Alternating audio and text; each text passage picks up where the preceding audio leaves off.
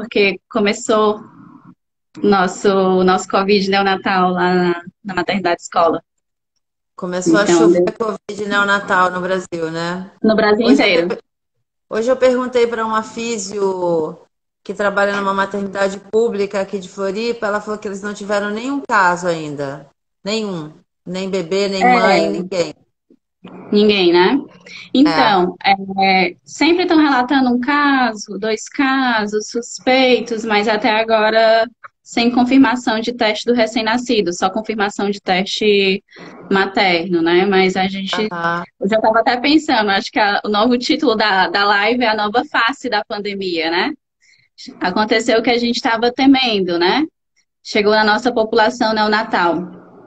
É, e a E gente aí, lembra que a gente falou na semana passada que tudo era muito dinâmico ainda, né? Então, que possivelmente até a gente fazer a segunda ia mudar e realmente mudou, né, Ana? mudou bastante coisa. Todo dia muda Foi a bastante de coisa.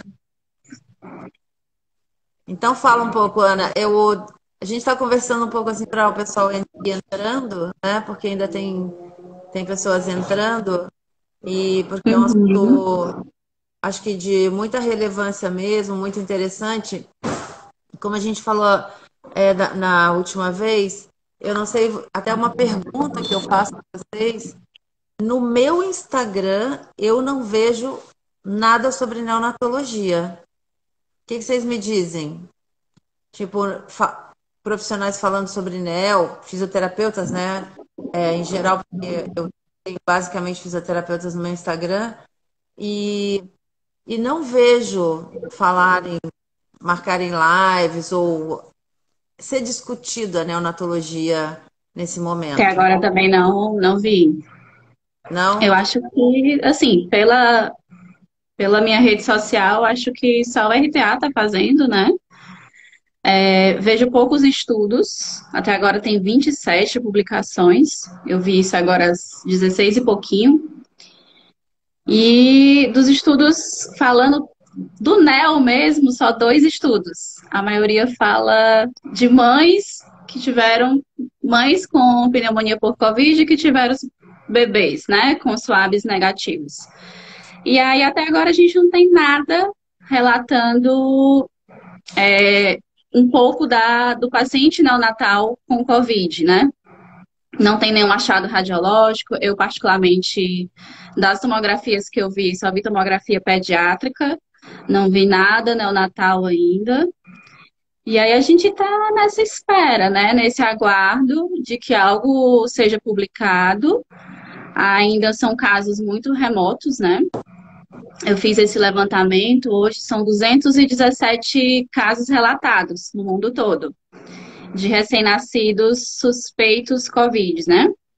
Desses 217, 210 foram excluídos, né? Sério? Os testes foram negativos. Foram 217 que nasceram até agora, eu acho que 11 de abril. E aí, 7 deram positivo, né? Desses 7, 4 realmente confirmaram swab positivo e só 3, e 3 tiveram swab ambígua, né? Então, não Aham. dava para confirmar realmente se eles estavam com a Covid-19, né? Então, são coisas muito soltas, né? São pontas muito soltas que a gente fica tentando juntar para poder saber o que é que vai esperar a gente, né? Eu, particularmente, estou com um caso suspeito e. Pode Pode falar, falar. Mari. A gente está com um caso suspeito, teve um caso já de alta, e a gente está na espera de um parto agora, de hoje para amanhã, de outro caso de 30 semanas. O nosso caso tem 29 semanas, né? Esse bebê ele foi entubado e eu fiz a extubação dele para CPAP, tá? Aham. E aí a gente está aguardando ainda o teste dele para saber se o swab dele está positivo ou não, porque o da mãe está positivo. E aí a gente ainda está nessa espera mesmo de saber, de analisar o que é que tem de diferente, o que é que a gente vai ver, qual o perfil da população neonatal que a gente vai lidar, se é mais recém-nascidos a termo, se é prematuros, o que é que muda de um para outro, qual a clínica que a gente está esperando, quais são os achados radiológicos.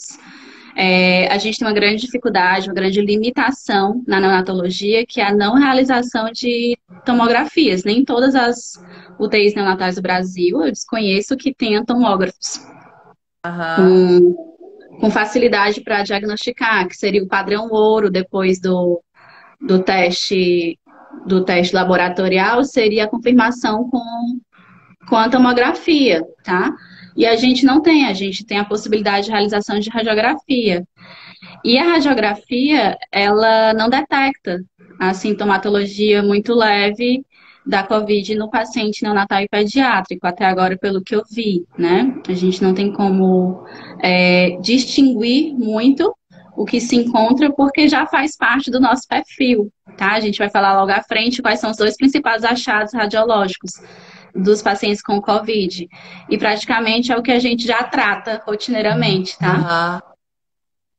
Ô, Ana, deixa eu só colocar aqui já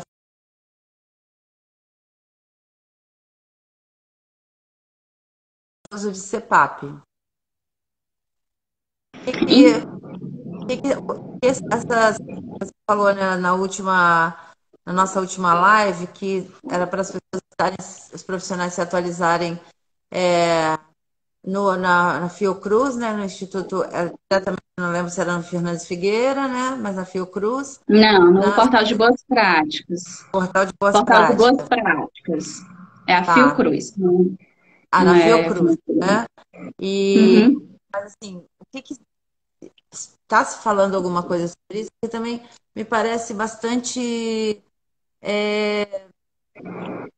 difícil tomar essa decisão por não usar o CPAP, já que de 200 e não sei quantos casos, não lembro exatamente o que você falou, reportados, uma minoria foram positivos, né? Isso não é uma opinião que eu estou dando aqui, não. Eu quero ouvir a sua opinião, ou diante do que você já leu, ou se existe essa recomendação já. De CPAP? De não usar, por exemplo, no caso de Não, não suspeita. existe. Houve uma nova. Depois daquela que eu falei, né? Eu acho que foi a norma 4 de 2020. Houve uma correção daquela norma, uma atualização, na verdade, tá? E aí ele ressalta que a gente tem que avaliar caso a caso, tá? Ele não indica intubação eletiva, seja qual for a idade gestacional, somente por ser COVID, tá? Então tem que ser avaliado caso a caso, de acordo com o grau de insuficiência respiratória, o que é que esse Uhum. paciente ele vai estar necessitando. Se de uma ventilação mecânica invasiva, de uma não invasiva ou CPAP. A decisão por usar CPAP no aparelho, no respirador, seria para evitar a dispersão de partículas, tá? Porque a COVID, ele é um vírus respiratório, onde a contaminação dele, a entrada se dá pelo trato respiratório. Então, a partir do momento que o bebê está conectado no ventilador, a válvula exalatória está sem filtro, porque na neonatologia a gente não usa filtros, né?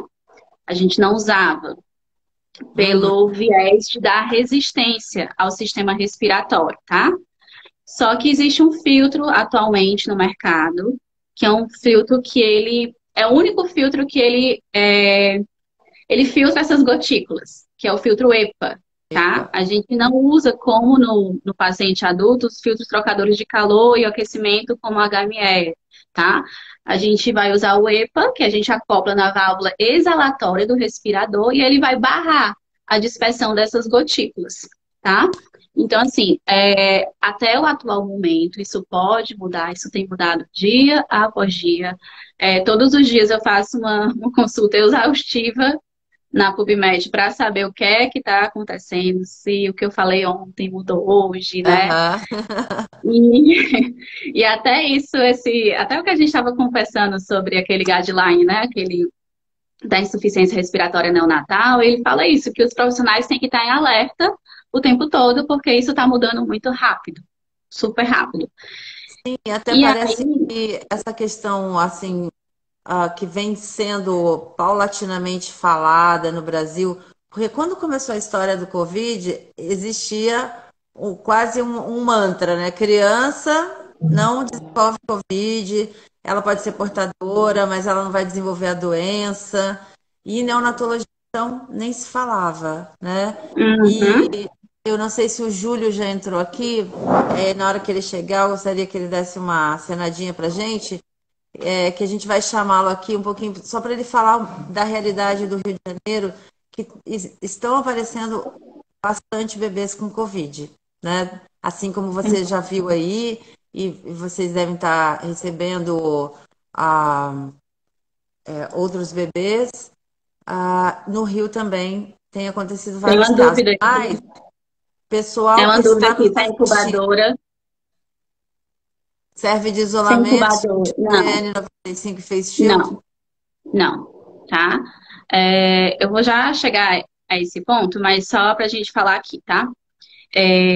Até o momento, não existe nenhuma evidência de transmissão vertical, tá? Não existe nenhuma evidência científica de transmissão vertical. Isso é feito pelos grandes colégios de obstetrícia, tá? O norte-americano e o Colégio de Londres, que são os que norteiam basicamente todos a obstetrícia. E tem uma nota lá na Febrasco, que é a Sociedade Federal de Obstetrícia e Ginecologia, a nossa, falando que até o momento não existe indício plausível, mas que os estudos são limitados, o que não quer dizer que não ocorra. Eu estou vendo que existe uma movimentação muito grande entre os profissionais da neonatologia, afirmando que tem transmissão vertical. Ah, aqui tem uma transmissão vertical, aconteceu e tudo. Isso eu estava até discutindo ontem no plantão com algumas médicas neonatologistas, tá? É um viés muito grande a gente dizer que tem transmissão vertical, que esse bebê pode positivar. Por quê? Só tem como a gente afirmar que existe transmissão vertical se houver análise histopatológica positiva de sangue de cordão umbilical, líquido amniótico, tá? E esfregaço de nasofaringe ou orofaringe do bebê, tá? Então, se esses três testes foram positivos, aí a gente pode afirmar, aconteceu transmissão vertical, tá? Então, a literatura, ela não anula essa possibilidade, mas ela fala que existe uma limitação. Porque se a gente for olhar, os estudos são com 9 gestantes, o maior estudo são de 100 e pouquinhas gestantes. Então, não dá para a gente afirmar, diante de uma população do mundo inteiro, que 100 e poucas gestantes, tá, que tiveram indícios, não dá para a gente afirmar que isso vai acontecer com todas, tá? Uhum. E o que é que se tem escolhido? Parto cesariano, tá? Porque a exposição e a contaminação dos fluidos do recém-nascido, ele é menor do que o parto vaginal. Tá? Então, se a mãe chega com suspeita ou confirmação de Covid, é recomendado que seja feito o parto cesáreo, isolamento e que a mãe passe 14 dias longe do bebê. Tá? Nossa. Isso é uma discordância das grandes áreas da medicina, obstetrícia e neonatologia, porque a SBP recomenda que a mãe fique e alguns estudos recomendam 14 dias de isolamento, tá? E tem até uma nota que eu acho que é do dia 27 de março, falando que pode amamentar se a mãe tiver de máscara cirúrgica, com todos os cuidados e tudo. Só que aí a gente não tem como dizer que ela não dispersou gotículas, né? E o bebê vai ficar aqui. O que a gente sabe é que o contato pele a pele no momento do parto, ele está contraindicado no momento, tá? Então, assim, essa evidência de transmissão vertical, ela está em aberto, gente. Não tem como a gente afirmar isso agora. Pode ser que amanhã mude, pode ser que daqui a uma semana mude, né? Ana, o contato pele a pele está contraindicado para todos No ou para momento do suspeita? parto. No momento do parto, colocar a mãe Para em todos. contato na primeira hora. Não, para a mãe com suspeita. Ah, com suspeita, tá, beleza. Mãe com Ana, suspeita ou só a gente confirmação. a gente falar com o pessoal aqui que a sua proposta hoje era falar um pouco sobre o tratamento mesmo, né, desses bebês. Isso. Porque senão a gente vai começar a falar de novo sobre Pronto, proteção. a gente tirou só essa dúvida e aí a gente vai falar, tá? Então, assim, não existe casos, tá, de transmissão, não existe ainda casos também bem descritos do neonatal, mas aí o que é que a gente vai trabalhar com a hipótese, tá? Existem hipóteses de que mães com pneumonia por COVID, elas têm partos prematuros, tá? E isso pode estar justificando tá surgindo tantos casos suspeitos e tá tendo essa nova fase da pandemia, tá? De que realmente a pneumonia por Covid agrava e faz com que esse parto seja antecipado, tá? Então a gente vai trabalhar com duas populações, tá? Que é a população a termo e a população pré-termo. A população a termo, né? É, digamos que ela é a menos acometida, a mais fácil da gente diferenciar, tá? Os achados clínicos, os achados biomecânicos e os achados radiológicos. No paciente pré-termo, se a gente tiver uma infecção positiva para a COVID, a gente não tem como diferenciar muito, tá? A gente tem que isolar. Se a angústia respiratória, a síndrome da angústia respiratória, ela está sendo ocasionada pela prematuridade, por malformações, tá? Ou o que a gente pode falar, ou pela própria idade gestacional do bebê, quanto mais prematuro, né? Então a gente não tem como afirmar muito de que a clínica desse bebê ela é pela infecção COVID. O que a gente sabe é que vai ser um efeito somatório, tá? Uhum. Esse efeito ele vai se somar a todas as particularidades, a toda a gravidade do paciente prematuro que a gente já tem, tá? Então a gente parte desse pressuposto de que quanto mais baixa essa idade gestacional, maior a gravidade desse paciente. E aí eu tracei três hipóteses que a gente poderia ter. Uma clínica parecida com a SDR neonatal. No paciente a termo, a gente poderia ter uma clínica parecida com a taquipneia transitória, mas ela não iria evoluir para melhora, como a Aham. gente tem a evolução da taquipneia. E a gente pode ter somado essas duas clínicas à pneumonia, tá? Então a gente tem que pensar esse raciocínio, que é um efeito somatório.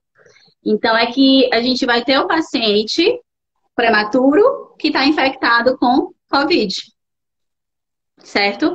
Então a gente vai estar fora todos os achados clínicos da prematuridade, da SDR, a gente vai estar uma pneumonia atuando.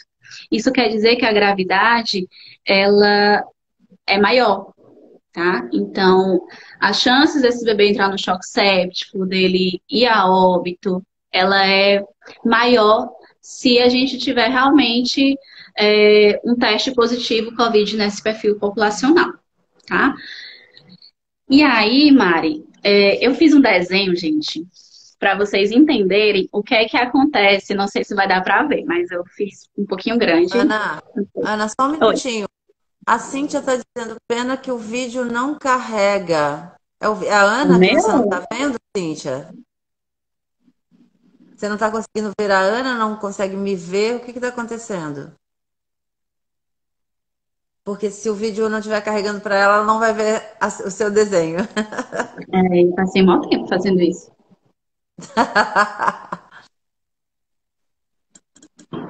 Eu não sei, eu acho que não está chegando para ela, porque ela não deu resposta ainda. Como que tá aí, pessoal? Tá Responde aqui. pra gente, tá tudo certo. As duas estão ok. Então vai. Então vamos lá. Eu fiz esse desenhozinho, vou botar bem aqui pertinho para vocês conseguirem Aí, visualizar, tá? aí tá bom. Conseguem ver.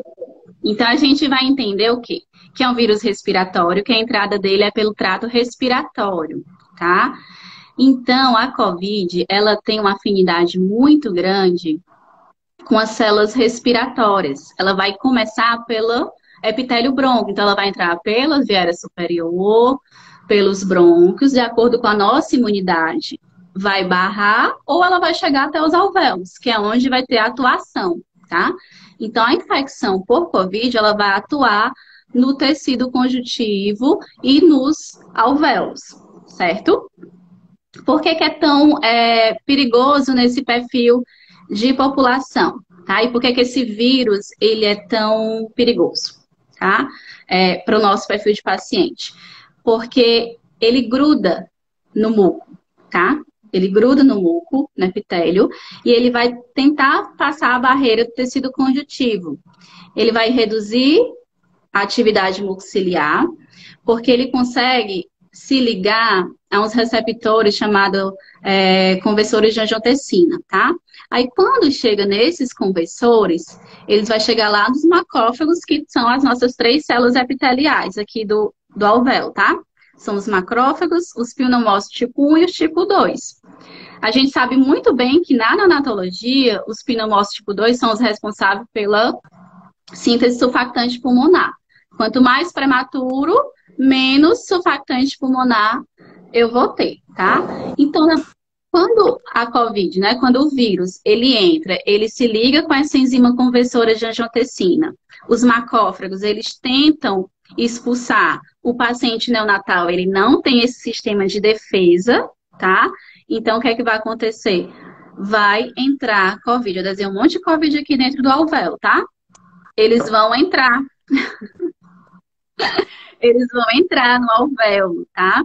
E a primeira coisa que eles vão fazer, eles vão inativar os pneumócitos tipo 2, tá? É isso que acontece fisiologicamente, tá? Fisiopatologicamente, né? Eles vão inativar. Então, se eu tenho um pulmão imaturo que já tem baixa qualidade de surfactante pulmonar, eu vou ter inativação. Aí, o que é que vai acontecer, tá? Isso vai fazer com que haja uma vasodilatação e aumento da permeabilidade, gerando um edema pulmonar. Então, o pulmão do prematuro já é um pulmão muito encharcado, tá? Por isso que eu falei que o efeito ele é somatório, porque a gente já tem um pulmão muito pesado, a dificuldade de deslocar a parede da caixa torácica pelos componentes de parênquima pulmonar e os componentes biomecânicos, tá? A gente tem uma caixa torácica instável, né? Elevada, que vai somar isso ao edema pulmonar, tá? Então, não é um derrame pleural, como a gente vê em algumas descrições aí, tá? Sério? Tem descrição de derrame pleural? Adulto. Adulto. Então, Adulto, assim, tá. isso, adulto. E o que a gente vê fisiopatologicamente é o edema pulmonar, que clinicamente vai fazer com que o paciente manifeste o quê? Hipoxemia. E eu coloquei aqui síndrome da angústia respiratória, que a gente já tem nesse perfil de paciente, tá certo? Então, é isso que acontece. E isso aqui acontecendo, gente, acontece um efeito também de retroalimentação. O que é que vai acontecer? Toda vida que esse processo vai acontecer, toda vida que ele tem que passar essa barreira para ele conseguir se replicar. Não é só um vírus que entra, tá? Um entra, quando ele passa a barreira, tá? Aqui, ele começa a se replicar. Então, 10 novos vírus vão se replicando, tá? Então, aqui, não consegue acessar. Então, aqui, a gente tem um excesso de replicação, é muito rápido, tá? Então, é isso que acontece. E aí, a gente vai ter esse quadro de insuficiência respiratória associado com a pneumonia. Por isso que a gente vai ter 2 achados radiológicos nesse paciente, que são as opacidades em vidro fosco, tá? Ou vidro moído, que a gente já está acostumado a ver isso, tá? Então, quanto maior grave é SDR, mais essa imagem radiológica vai ter. Só que somado a isso, né, nosso paciente prematuro, a gente só vê o quê? Que essa imagem, ela é heterogênea, tá? Que a gente vai ter áreas hipoventiladas e áreas bem ventiladas, né? Na SDR neonatal. No paciente COVID, a gente vai ter o quê? Consolidações com opacidades, tá? Então, todos os alvéolos vão estar encharcados de líquido. E esse processo está sendo retroalimentado, porque essa cascata citotóxica está sendo o tempo todo ativada, porque o vírus está replicando. E aí, o que era para ser Ana, positivo, ou travou. alguém tá falando que travou. Travou? O da Cíntia, eu acho que é o dela, porque todo mundo tá recebendo bem a transmissão. E eu não sei se. Tudo normal. Ó, tudo Cíntia, normal. coloca o teu 4G. Quê? Cíntia, coloca o teu 4G que tá.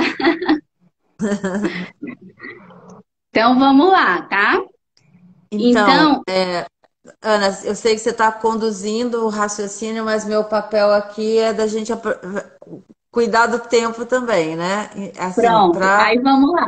vamos indo, chegando lá, o que fazemos com esse bebê? E você pode continuar sua análise, que é de uma doença, são duas doenças extremamente restritivas, né? Pelo que você Isso. Então é está entender falando que a aí. gente vai ter, um quadro que ele pode não evoluir rápido para melhora, é, como a SDR, dependendo da idade gestacional, né? A gente tinha somente uma lesão, um pulmãozinho de SARA no nosso paciente, onde tinha áreas hipoventiladas e áreas ventiladas. Aquela lesão, ela era heterogênea radiologicamente. Agora, não. A gente tem aquela imagem completamente opaca, tá? Eu não vi ainda nenhuma imagem que a gente nem pode falar que seria um sinal patognômico ainda da COVID, que seria a preferência pelas bases pulmonares, né? Dessas consolidações, opacidades, como a gente vê em algumas tomografias de adulto.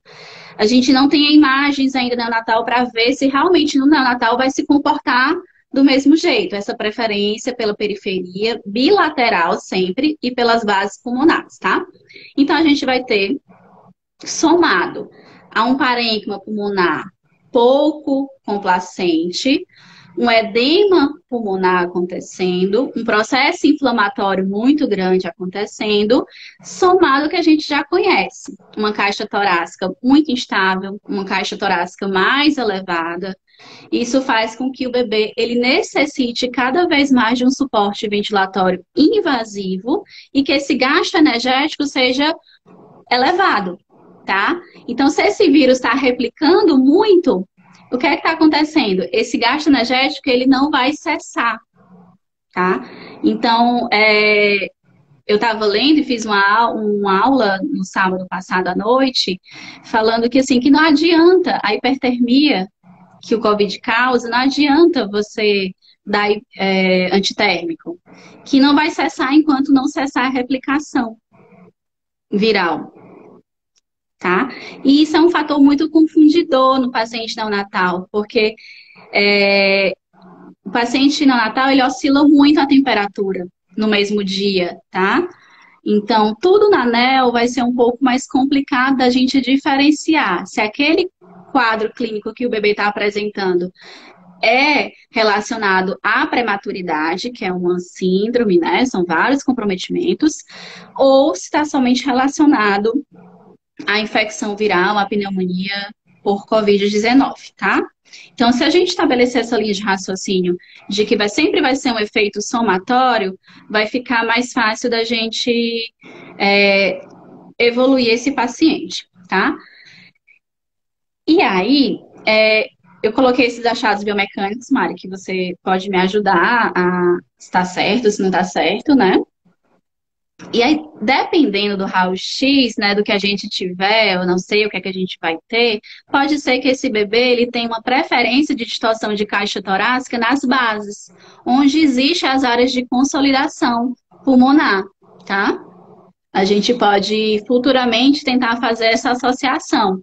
Se nas áreas de consolidação são diretamente relacionadas às áreas onde esse bebê ele vai distorcer um pouco mais, tá? Então, são hipóteses. A gente está trabalhando aqui com hipóteses, né? Então, a gente pode pegar, tá? Um paciente ventilado mecanicamente, a gente pode pegar um paciente de não invasiva, no CPAP nasal, a gente pode pegar um paciente de alto fluxo, de catéter nasal, tá? Diferente do paciente adulto, a gente não vai dar preferência para intubação seletiva desse paciente, tá bom? A gente vai analisar caso a caso, porque a gente reduziria muito a viabilidade, as chances de vida desse bebê se a gente sedasse todos esses bebês, intubasse todos esses bebês, tá? Então, a gente vai tratar essa insuficiência respiratória como ela está se apresentando naquele momento, Ô, Ana, tá? e até assim, é muito importante ficar atento àquela estatística que você mencionou no início, né? Que teve muito pouca confirmação no mundo inteiro. Então, você apostar no caos, que esse bebê deve mesmo ter Covid, né? E imaginar os piores cenários, sem considerar, como você está falando agora, né? Não é, não é algo pequeno para um bebê prematuro ser sedado. É porque ele já não tem quase musculatura, né? A mecânica respiratória dele é bastante insuficiente, né? Então, Uhum. eu acho que é importante considerar isso, que as evidências são baixas ainda. Na nossa população, mais ainda, né? Acho que a gente está tá um pouco atrás, porque não tem muito, né? O que se basear. Eu só vi um relato de caso, tá? De Um relato Covid. de caso de Mas Covid. na última live que a gente fez aqui, nós duas, há uma semana atrás, 4 pessoas mencionaram casos de Covid.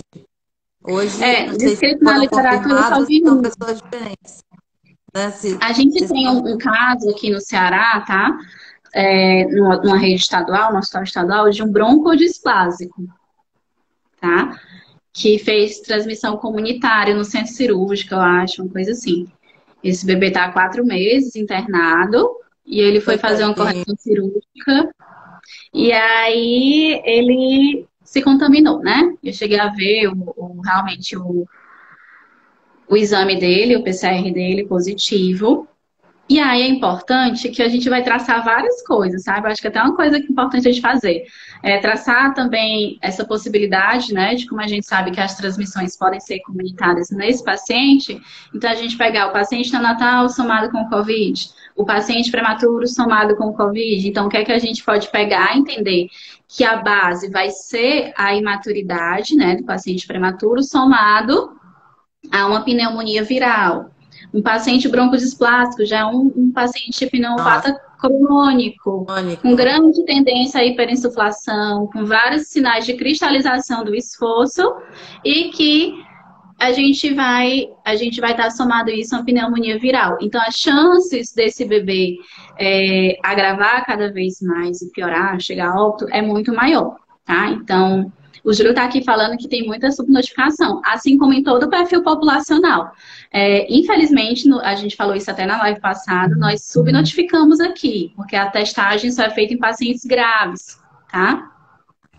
Então, temos sim caso de subnotificação, tá? Então, isso é uma realidade do nosso país, tá? Então, é, nem sempre a gente vai conseguir diagnosticar tudo. Eu acho que isso vai melhorar, acho que está melhorando, já está chegando, né?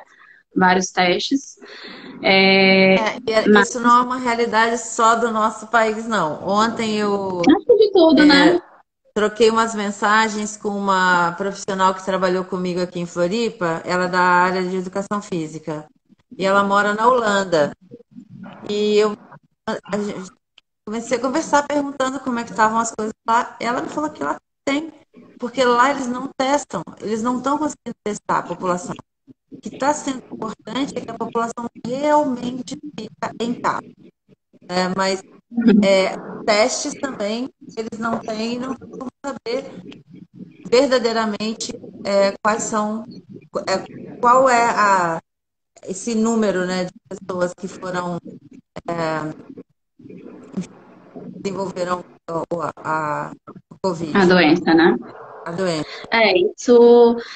E outra realidade é que eu acho que isso é em todo o país. Ontem eu estava vendo, né, de colegas que atuam nos Estados Unidos, fazem residência, né, nos Estados Unidos, e estão na linha de frente lá. E aí hoje relatando, né, que, nossa, a gente está sem EPI, a gente está sem avental impermeável, os macacões acabaram em 3 semanas, e a gente não tem EPI. Essa é a grande preocupação do profissional de saúde. A gente não tem EPI para se proteger, tá? É, e nos Estados Unidos eles também estavam com aquele avental que é descartável. Ele não é impermeável. Então, assim, para você se Aham. contaminar com fluido, então, assim, é uma realidade que eu acho mundial, Mundial, né? é. Mundial, tá? Alguém tem Mas alguma continua. pergunta Eu para a acho gente que desenvolver? Eu posso falar da realidade, do que está acontecendo lá na minha UTI? sim, eu não sei se alguém quer. Porque, assim, em geral, a gente tende a falar como para quem a gente acha que está entendendo a nossa linguagem, né? Então, Isso, a, só um feedback.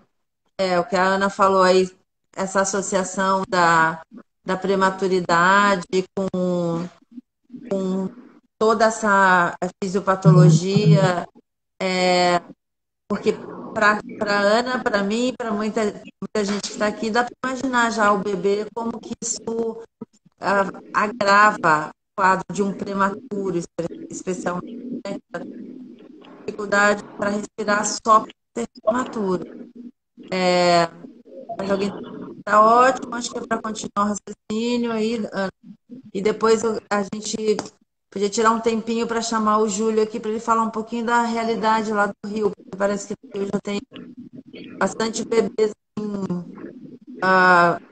não sei se confirmadíssimos, mas com muita suspeita forte de que tenha bastante Covid por lá. Tá. Então, a gente tem quanto tempo, Mari? A gente tem 20 minutos. Ótimo. Passa rápido. Então, assim, passa rápido.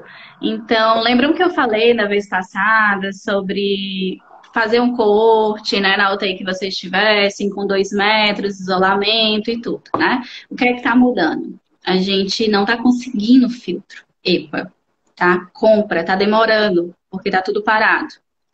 Então, a recomendação agora, tá? Até daquele guideline que a gente estava vendo, é que se crie unidades de isolamento, tá?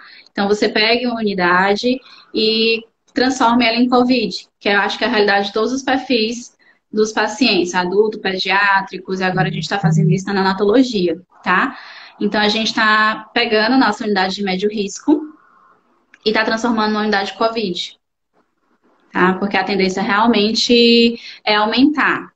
E que a gente pegue uma equipe, né? Eu sei que a gente não tem muitos profissionais para fazer profissionais para trabalhar só na Covid. A gente está nessa discussão ainda, como é que vai ser, como é que vai ser essa escala e tudo. Mas é isso que a gente fez agora, tá? A gente tirou esse paciente lá da unidade clínica normal, transformou o médio risco em unidade COVID, e a partir de agora, todos os bebês que nascerem vão ficar nessa unidade de uns 15 a 20 leitos, tá? É o que a gente tem. Até isso for realmente aumentando, não for aumentando, a gente não sabe o que é que tá por vir, tá? Perguntar aqui se a incubadora, ela substitui o protetor Substitui. facial? Não, gente, tá? Não, não substitui. A incubadora é uma coisa a mais, tá?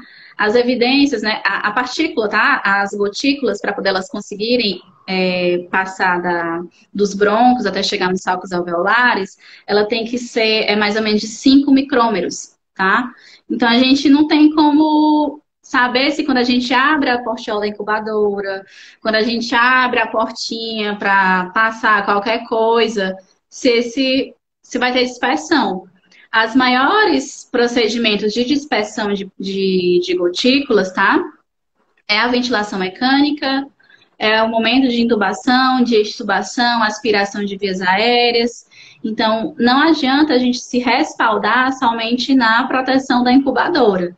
O ideal é que a gente use todos os EPIs, avental, tá? Não pode não ser semi-permeável, porque vai ter incubadora para poder barrar. Protetor facial, se está de protetor facial, não precisa de óculos, N95, touca, luva, tudo direitinho, tá? Como se estivesse atendendo um paciente sem a barreira da incubadora. A parte boa é que a gente vai ter uma proteção a mais, tá? A incubadora. Ana, deixa eu só voltar aqui ao tratamento da fisioterapia, tá? Porque assim, essa doença, ela fica consumindo o assunto, ela consome muito, né? Alguém perguntou aqui, RTA nesse CRN? Né? Sim, Com certeza, sim. sim, E sim, talvez ele sim. seja o paciente mais fácil de ser tratado e do profissional não se contaminar, poder fazer um tratamento mais abrangente, porque só vou dar uma partezinha aqui nos adultos, eu converso com pacientes do Brasil inteiro, né? E tem fisioterapeutas conseguindo resultados muito bons com adultos trabalhando com RTA. E eles, assim, já tem até quase que um consenso de alguns manuseios do RTA que funcionam mais para esse tipo de paciente, né? Ah, então, eu acho que a gente poderia começar a falar mesmo, assim, sobre como considerar esse paciente que é um paciente restritivo em tudo, né? Em tudo. Se for prematuro, ele já é super restritivo. E com essa fisiopatologia que você descreveu bastante, e não sei se as pessoas têm dúvidas bem específicas, mas assim, vamos colocar uma questão que é colocada no adulto. Será que a gente prona esse bebê?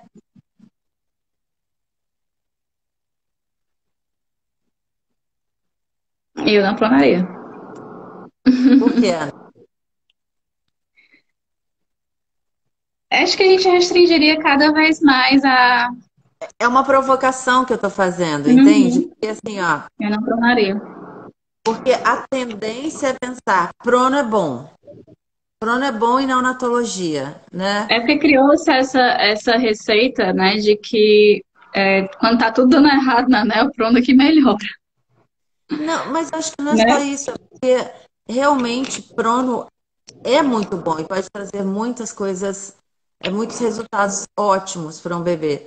Mas eu falei que eu faço como uma provocação, porque ninguém aqui tem experiência em Covid, eu especialmente não, né? É o Natal, mas numa aplicação tão restritiva, pode ser que seja sobrecarga para esses bebês. É Uhum. bem Restringiria mais.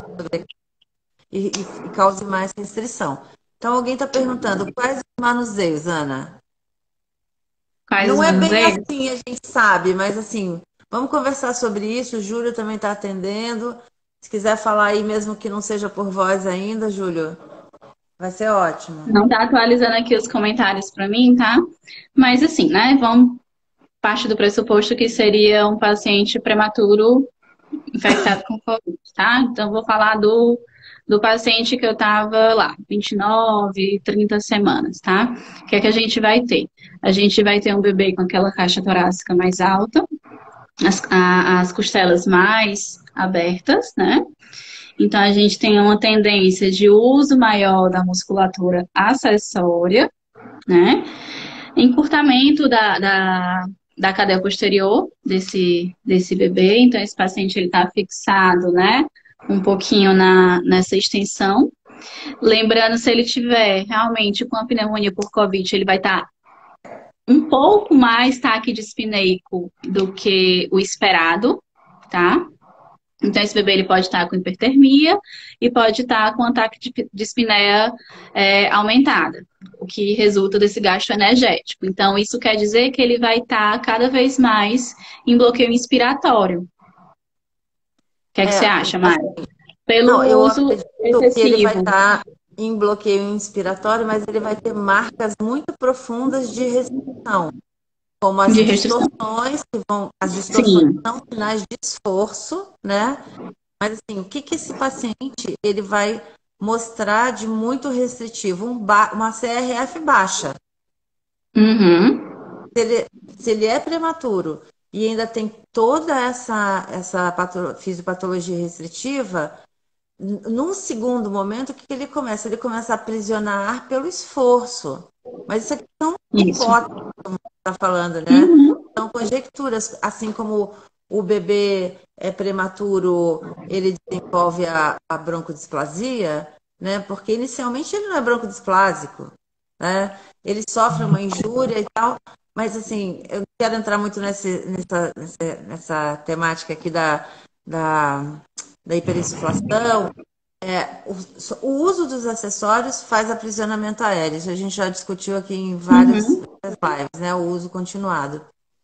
Mas esse é um paciente restritivo. Foi por isso que você não quis proná-lo. O Júlio também falou, eu não pronaria, né? Porque na cabeça de vocês está, é um paciente extremamente restritivo e o paciente restritivo ele tem muita dificuldade de vencer, né, a resistência elástica aumentada do Uhum. tecido pulmonar.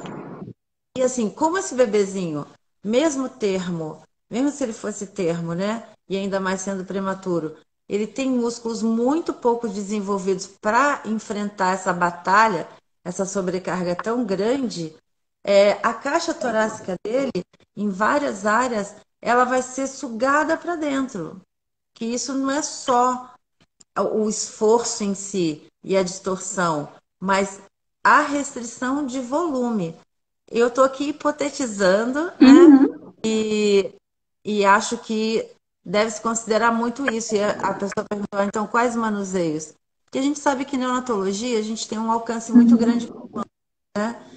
E que esses bebês, eles têm um comportamento biomecânico parecido até o momento, né? Porque eu nunca vi nenhum Covid.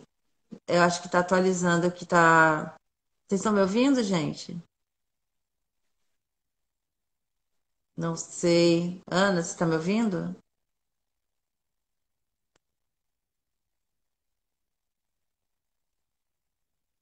Pessoal, alguém pode. Realmente travou. Voltou. Voltou, voltou. Tá me ouvindo, Ana?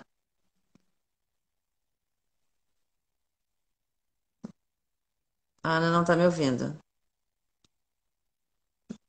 É... Não, ainda não.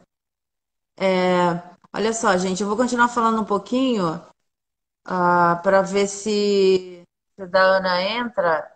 Ana, eu acho que seria melhor você sair um pouco e depois entrar.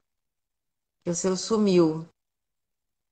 Ah, então, para quem está me ouvindo aqui, pensa na metodologia da RTA, digamos, se você for atender um paciente que é claramente obstrutivo, como a Ana estava colocando, o paciente broncodisplásico, que tem aquela caixa torácica quase que de um enfisematoso. Oi, Ana, peraí, deixa eu ver aqui.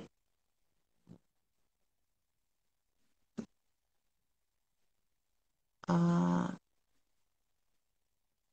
Ana, tá aqui, peraí. Pronto, agora a gente está só aguardando ela entrar. Tá vindo. Ah, e assim, em neonatologia a gente sabe que não é tão indicado que a gente tente começar, vou alongar os inspiratórios, eu vou colocar a mão aqui na cintura escapular ou no pescoço. Ana, estamos só te aguardando, tá? Eu já dei o ok aqui. Vai encerrar agora, gente.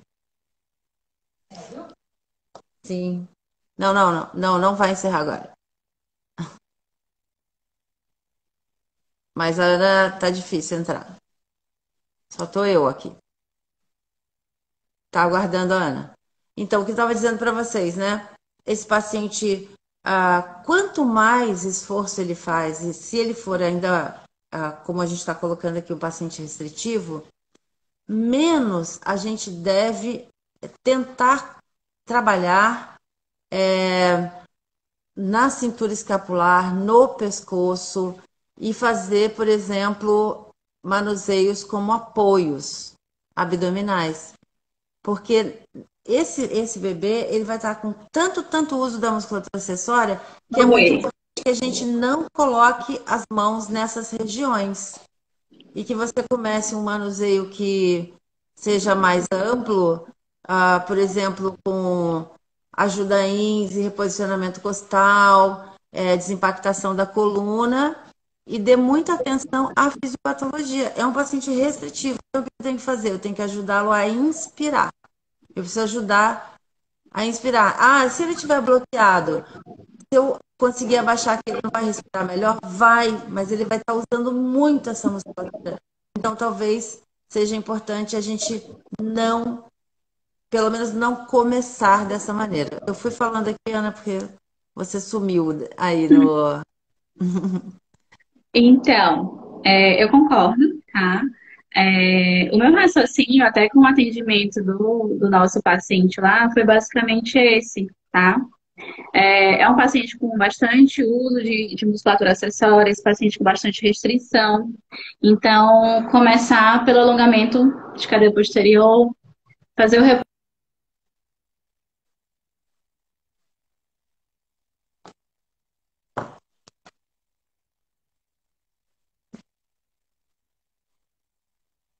Ana, não tá dando certo.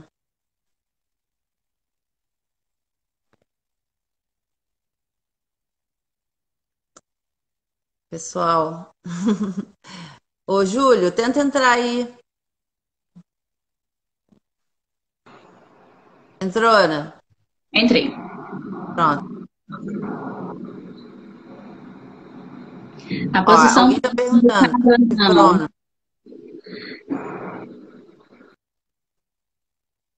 A gente falou agora há pouco sobre prono, que assim, que não seria tão indicado pelo grau ah, de restrição ventilatória que esse paciente tem.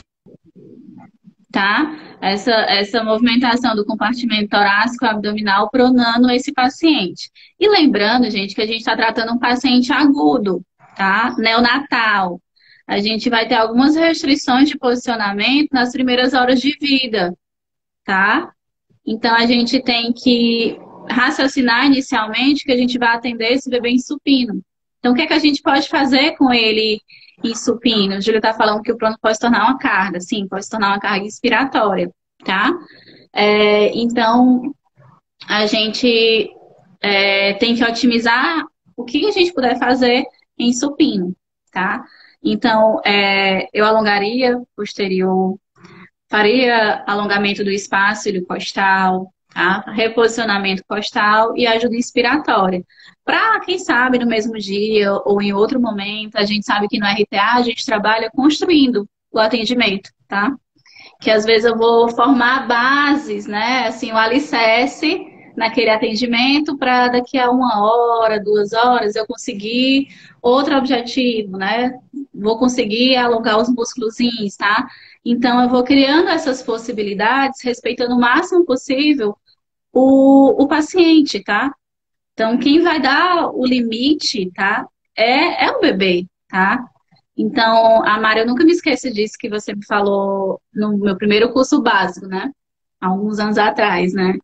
Que a nossa obrigação enquanto terapeutas, né, era sempre deixar o paciente melhor do que eu encontrei, né? Uhum. Então, se eu chego para atender um paciente e eu deixo ele mais taquidispneico, né, com os sinais vitais oscilando, visivelmente com mais esforço, aí eu me pergunto, né, a minha assistência, ela foi benéfica ou ela foi maléfica, tá? Então, acho que essa é uma pergunta que a gente sempre tem que fazer. Se a minha assistência, ela vai modificar o estado do paciente, né? Ela vai ajudar o Sim. paciente de alguma forma. Que às vezes, assim, se eu não sei o que fazer, é melhor não fazer nada até eu descobrir o que fazer para melhorar. Mas, assim, Às nunca vezes não fazer muita não fazer coisa é nada melhor melhor. do que piorar o paciente, né? Porque, Uhum. e assim, também muito importante. é a gente não esquecer e que a equipe também não esqueça o quanto que o posicionamento terapêutico, o posicionamento em flexão, né, no bebê, ele faz com que o bebê gaste menos energia. Tem uma explicação Uhum. gigante para isso, mas quanto mais aconchegado, mais em flexão, menos com os braços e as pernas, os braços abertos e as pernas esticadas, melhor o bebê vai respirar. Uhum.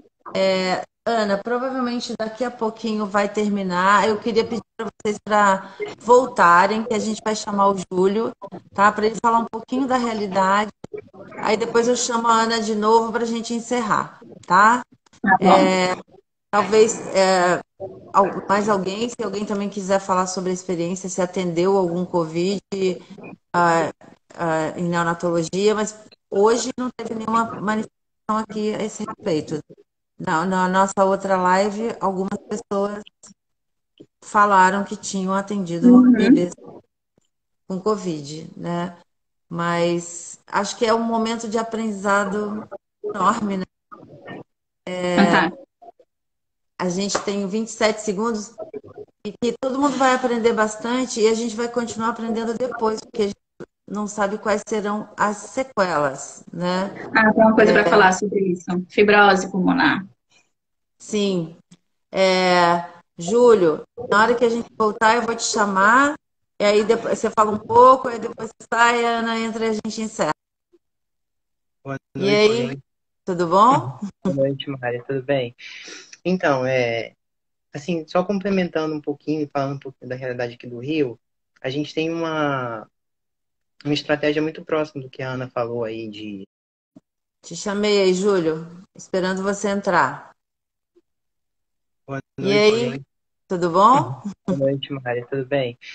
Então, assim, só complementando um pouquinho, falando um pouquinho da realidade aqui do Rio, a gente tem uma estratégia muito próxima do que a Ana falou aí de separar um ambiente e se transformar em Covid, né? Transformar a unidade de média complexidade em Covid. A gente teve dois casos na UTI que eu trabalho de transmissão comunitária. E aí, bebês com PCR e suave positivo para Covid-19.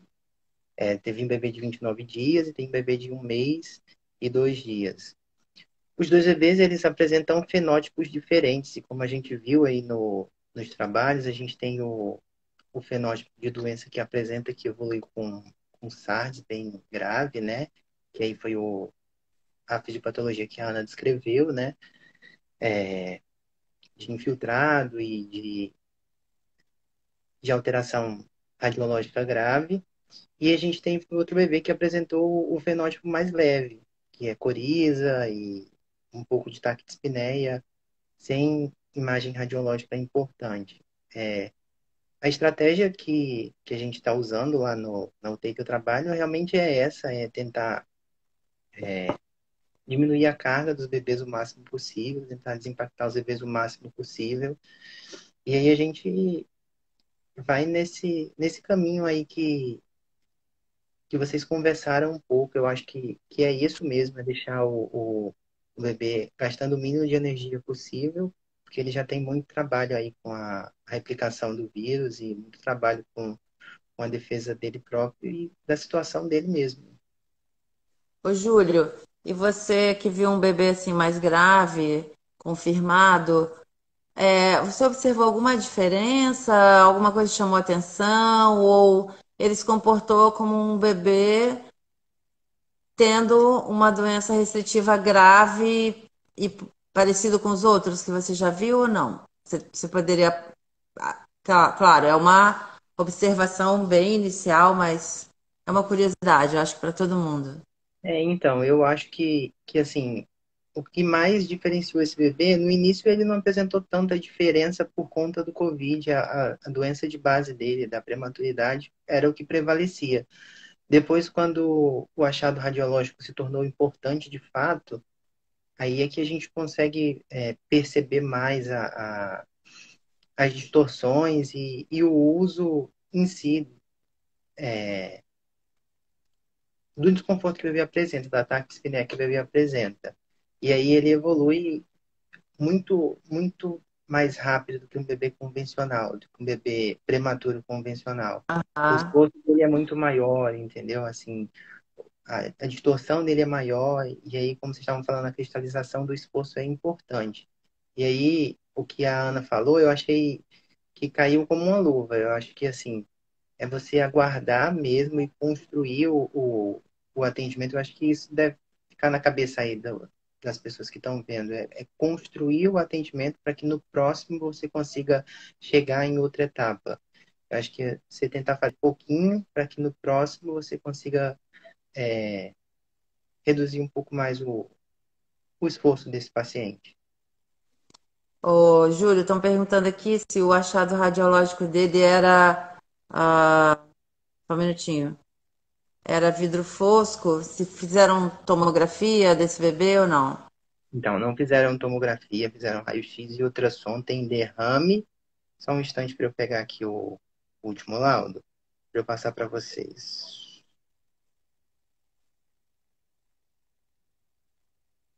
Dá lá. Então, tem hipotransparência com um discreto padrão de vidro fosco, não é um padrão típico de vidro fosco, não, mas eu acho que é inicial também, assim, provavelmente evolua para um padrão pior no próximo plantão. Ah, E tem derrame bilateral. A Ana estava falando aí da consolidação bilateral, o bebê apresentou derrame. E aí a gente vai ter que aguardar mesmo assim, a evolução do caso para ver o que aparece. Não é um padrão típico do COVID, né, de tomografia com vidro fosco, mas a gente já consegue ver na radiografia alguns indícios radiológicos de alteração parencimatosa. e Júlio, você, bom, aí tá, trabalha aí no Rio e tudo, é mais em contato com o pessoal da neonatologia da região. Você tem ouvido falar em muitos casos de bebês com Covid, de recém-nascidos? Então, tem alguns casos aí de bebês que apresentaram, que o pessoal das coordenações tem me passado, os outros pais que eu tenho conversado, inclusive um de transmissão vertical no centro cirúrgico, e aí eles testaram no segundo dia de nascimento do bebê e deu positivo. E aí eles estão pensando na hipótese de descartar a transmissão comunitária do centro cirúrgico, né? Que apresentou sintoma muito rápido e positivou o teste muito rápido. Mas não é certo ainda. Tem um caso de um bebê assim no Rio, e tem casos de transmissão comunitária, que eu acho que é o que mais vai aparecer na neonatal, é essa transmissão comunitária mesmo. E os Ah, bebês vão evoluir nesse quesito aí. beleza, Júlio. Júlio, brigadíssima pela sua participação. Vamos marcar uma live aí para a gente falar de outro assunto, tá Vamos, bom?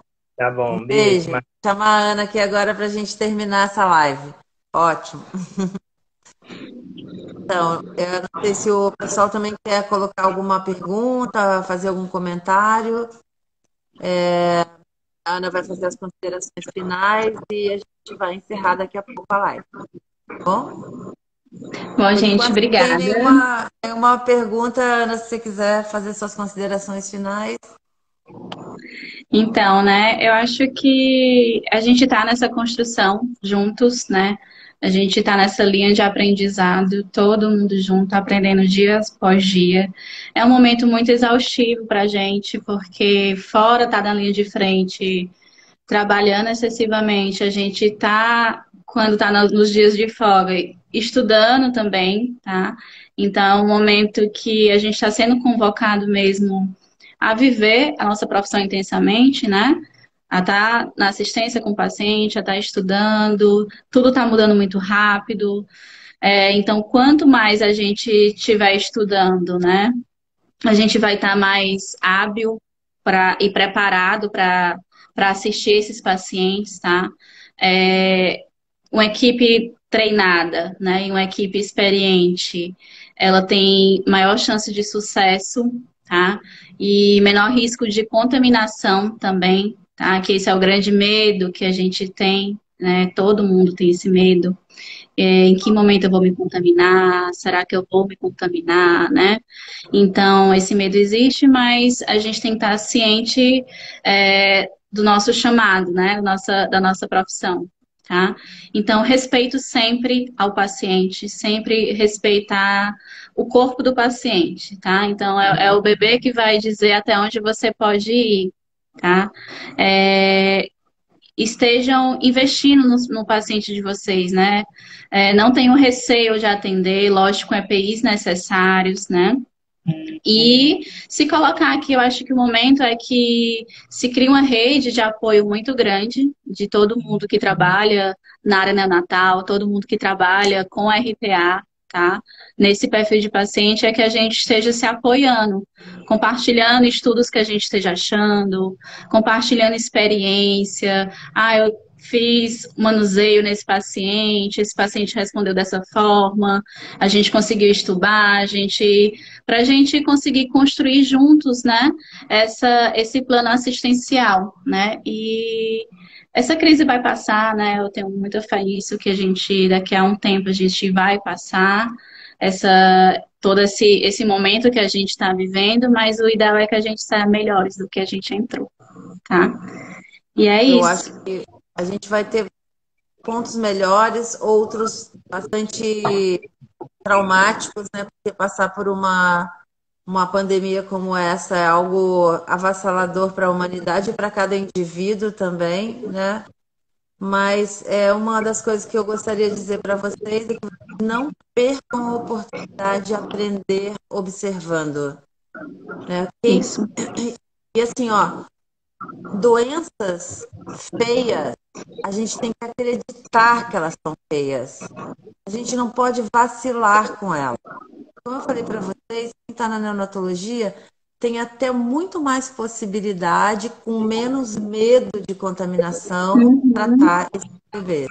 Porque é muito mais, traz muito mais receio ser contaminado, você atender um adulto, você atender uma criança, né? Mas como a Ana já colocou aqui, que a incubadora ela não é o artefato de proteção total, mas ela serve como Sim. proteção. E a gente tem um bebê, paciente pequeno, que em pouco tempo a gente pode fazer muitos manuseios, Muito. mudar a forma como ele respira, a forma como ele se sente, né? Então, invistam nos bebês, continuem investindo e observem, como eu perguntei para o Júlio, né, se ele tinha observado alguma diferença. E o que ele falou é muito rápido. Então, é isso. Acredita que pode ser rápido, pensa que é uma doença restritiva, pensa que é uma sobrecarga enorme, que esse paciente precisa ser auxiliado a respirar e que não é só a ventilação mecânica invasiva ou não invasiva que vai dar conta disso, a gente já sabe, né?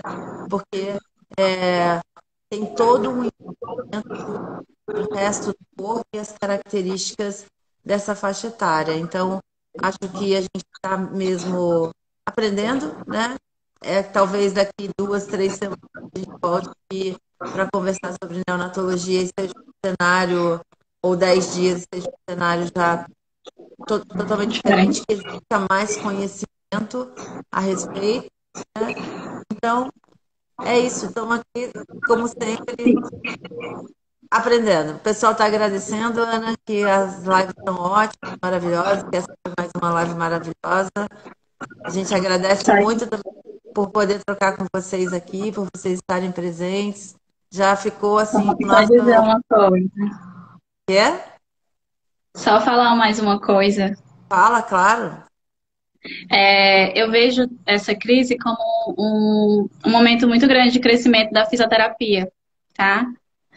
Então é a hora da gente crescer, né?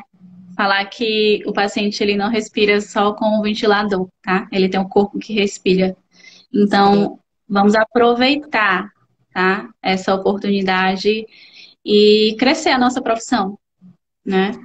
E falar coisas realmente um pouco mais empoderadas assim, da fisioterapia, né? Porque vocês devem estar assistindo por aí.